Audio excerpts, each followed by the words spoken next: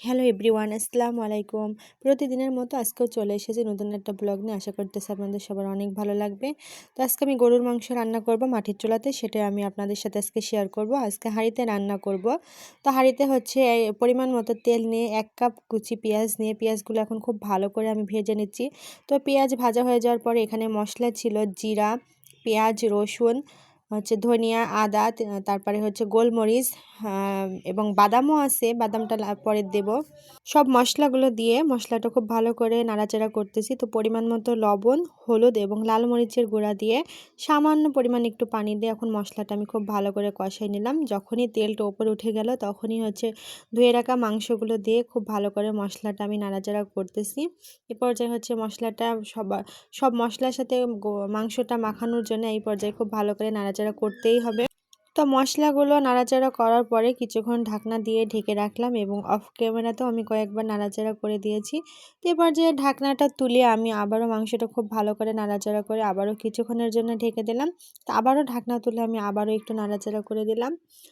তো হচ্ছে এরপর যে হচ্ছে বাদাম বাটা রাখছিলাম, আমি এখানে চীনা বাদাম ইউজ করেছি। এখানে আপনারা যে কোনো বাদাম ইউজ করতে পারেন। তেজপাতা, গরম মশলা এবং দারচিনি, এলাচ এবং কয়েকটা তেজপাতা দিয়ে আমি আবারও খুব ভালো করে নাড়াচাড়া করে কিছুক্ষণের জন্য ঢেকে রাখলাম।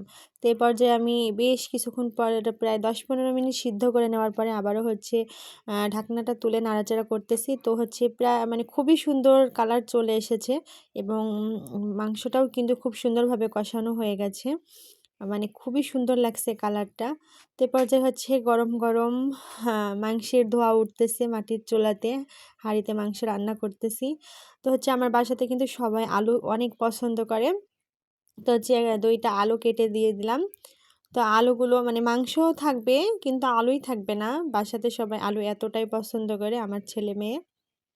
তো হচ্ছে আলুগুলো দিয়ে আবার একটু খুব ভালো করে নাড়াচাড়া করে কিছুক্ষণের জন্য আবারও হচ্ছে একটু ঢেকে দিলাম।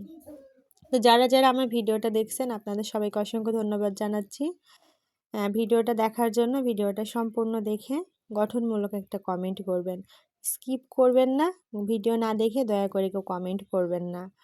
অনেকেই দেখতেছি যে হচ্ছে ভিডিও দেখতেছে, ভিউ আছে 3টা 5টা, কিন্তু কমেন্ট আছে 10টা 15টা। আপনারা ভিডিওটা না দেখে কমেন্ট করেন, এতে হচ্ছে আপনারা নিজের ক্ষতিটা নিজেই করেন। তো অবশ্যই ভিডিওটা দেখে সম্পূর্ণ দেখে গঠনমূলক একটা কমেন্ট করবেন। আর হচ্ছে এ পর্যায়ে আমি আবারও ঢাকনাটা তুলে আবারও খুব ভালো করে এখন নাড়াচাড়া করে দিচ্ছি। তো মাংসটা প্রায় সিদ্ধ হয়ে এসেছে। তো আলুগুলো দিয়ে আবার একটু ভালো করে কষানো হচ্ছে। আমি শুধু একটা কথাই বলবো, অধৈর্য কেউ হবেন না, ধৈর্য নিয়ে কাজ করেন। আমরা সবাই এখানে সফলতা হতে এসেছি। আপনি আমার ভিডিও দেখবেন, আমি আপনার ভিডিও দেখব, দেখে গঠনমূলক একটা কমেন্ট করব। একটা কমেন্টই আপনার পেজটা কিন্তু গ্রো করবে। আপনি অবশ্যই একটা গঠনমূলক একটা কমেন্ট করবেন। আর কমেন্টে যদি রিয়্যাক্ট করে আপনার এমনিতেই সব কিছু রিচ এঙ্গেজমেন্ট বেড়ে যাবে। তো হচ্ছে যদি ভিডিওটা ভালো লাগে অবশ্যই সম্পূর্ণ দেখে গঠনমূলক কমেন্ট করবেন এবং ভালোবাসা দিয়ে পাশে থাকবেন।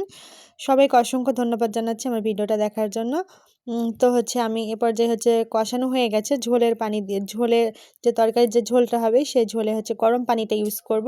তো হচ্ছে কষানো হয়ে গেছে, আমি এখন গরম পানিটা ইউজ করব। পানিটা শুকাই গেলে আমার তরকারিটা রেডি হয়ে যাবে। তো সবাই ভালো থাকবেন, সুস্থ থাকবেন, নিরাপদে থাকবেন। আজকের মতো আমি এখানেই বিদায় নিচ্ছি। আল্লাহ হাফেজ। সবাইকে অসংখ্য ধন্যবাদ জানাচ্ছি ভিডিওটা দেখার জন্য। অসংখ্য ধন্যবাদ।